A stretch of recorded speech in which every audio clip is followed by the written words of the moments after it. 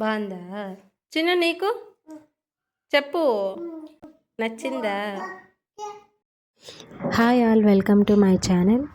ఈరోజు నేను స్ప్రౌటెడ్ రాగి ఫ్లోర్తో దోశ ఎలా తయారు చేసుకోవాలో చూపిస్తున్నాను.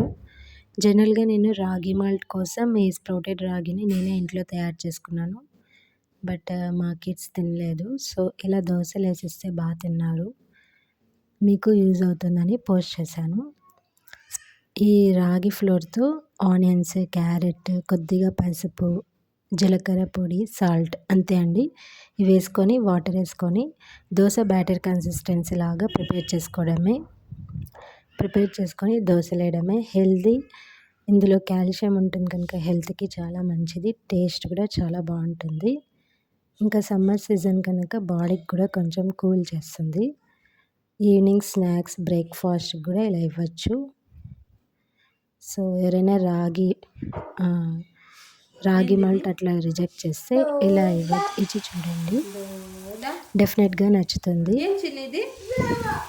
అందులో పిల్లలందరికీ దోశ అంటే చాలా ఇష్టపడతారు కదా. సో వాళ్ళకైతే ఇలా చేసిస్తే తినేస్తారు.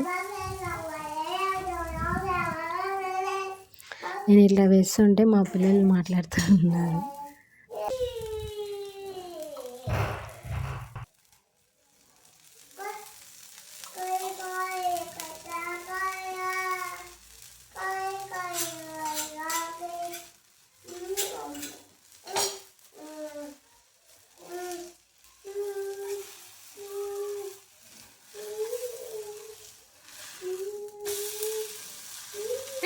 బాగుందా?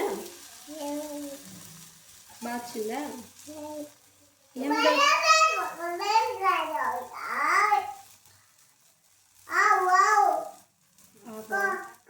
ఎక్కడుంది?